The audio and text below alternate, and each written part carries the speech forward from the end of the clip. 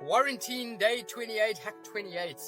Firstly, I'm using a full 360 camera, as some of you would have seen. On YouTube, you can move the camera around or you can flick it on your finger, same on Facebook. On Instagram, they don't offer the facility, so that's going to be canned. I'm going to try and do a very cool option from that with the same footage, but obviously it'll redirect. So today's hack.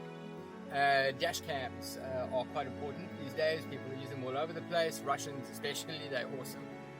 This is a Garmin Dashcam 56. It's got the power that sits here.